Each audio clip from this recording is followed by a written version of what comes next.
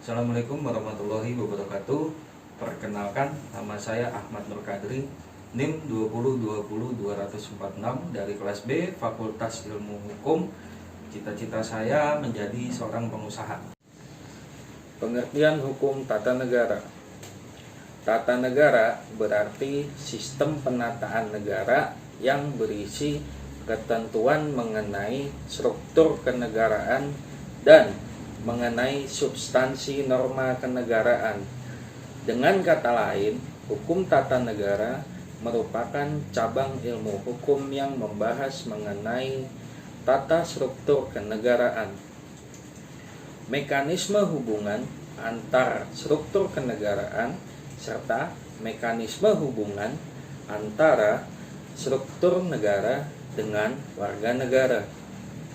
Bentuk hukum yang mendefinisikan hubungan antara berbagai lembaga di dalam suatu negara, yaitu eksekutif, legislatif, dan yudikatif. Menurut Miriam Budiarjo, hukum tata negara adalah sekumpulan peraturan hukum yang mengatur organisasi dari negara, hubungan antar perlengkapan negara dalam garis vertikal dan horizontal, serta kedudukan warga negara dan hak-hak asasinya. Sedangkan menurut Lodgeman, hukum tata negara adalah hukum yang mengatur organisasi negara. Negara menurut Prof. Lodgeman adalah suatu organisasi kemasyarakatan yang bertujuan dengan kekuasaannya mengatur serta menyelenggarakan sesuatu masyarakat. Organisasi itu dapat berupa pertambahan jabatan atau lapangan kerja tetap. Bentuk negara Indonesia. Pada dasarnya, negara kesatuan akan dapat dibagi menjadi dua bentuk, yaitu negara kesatuan dengan sistem sentralisasi dan negara kesatuan dengan sistem desentralisasi.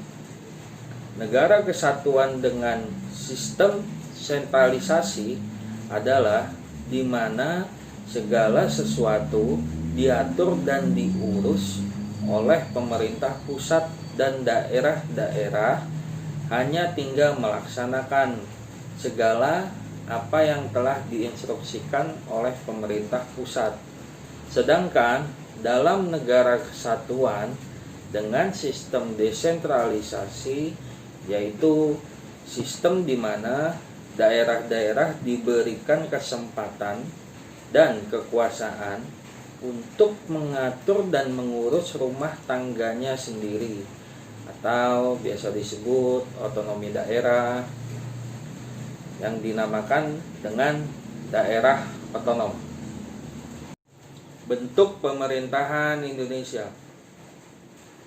Indonesia menerapkan bentuk pemerintahan Republik Konstitusional sebagai bentuk pemerintahan. Dalam Konstitusi Indonesia, Undang-Undang Dasar 1945 Pasal 1 ayat 1 disebutkan bahwa negara Indonesia ialah negara kesatuan yang berbentuk republik. Bentuk pemerintahan republik sebenarnya masih dapat dibedakan menjadi tiga, yaitu republik absolut, yang kedua republik parlementer, yang ketiga republik konstitusional.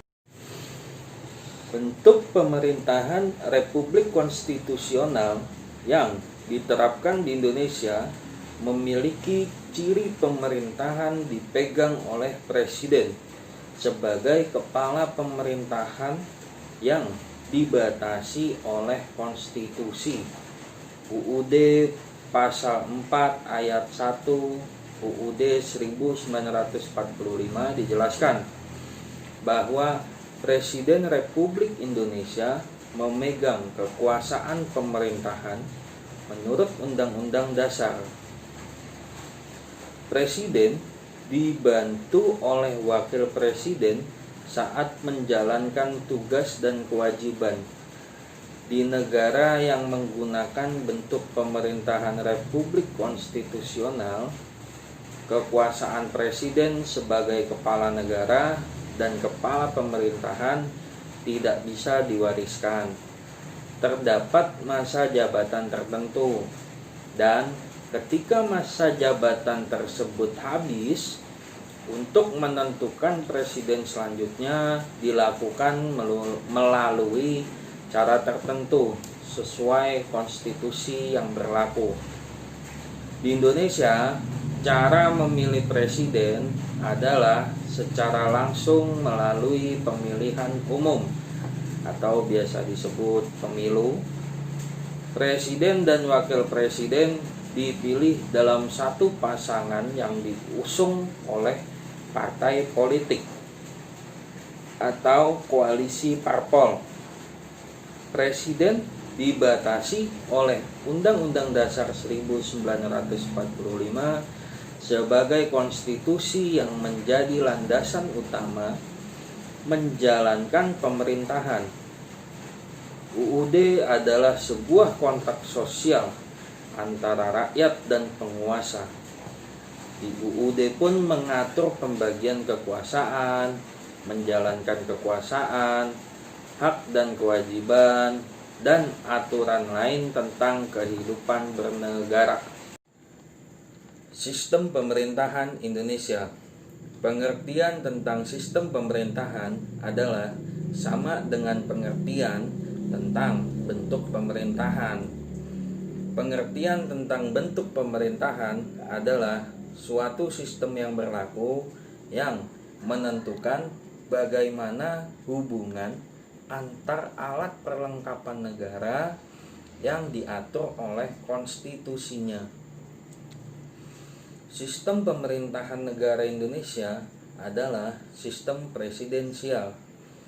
Sistem presidensial adalah sistem negara yang dipimpin oleh seorang presiden sebagai kepala negara sekaligus kepala pemerintahan. Presiden dan wakil presiden secara langsung dipilih oleh rakyat melalui pemilihan umum atau biasa kita bilang pemilu. Masa jabatan presiden adalah 5 tahun dalam satu periode. Dalam menjalankan pemerintahannya, presiden dibantu oleh para menteri yang dipilih. Presiden mempunyai hak untuk mengangkat dan memberhentikan para menteri.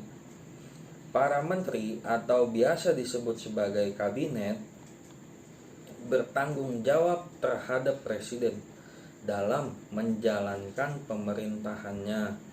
Presiden diawasi oleh parlemen, yaitu Dewan Perwakilan Rakyat atau DPR dan Dewan Perwakilan Daerah atau DPD.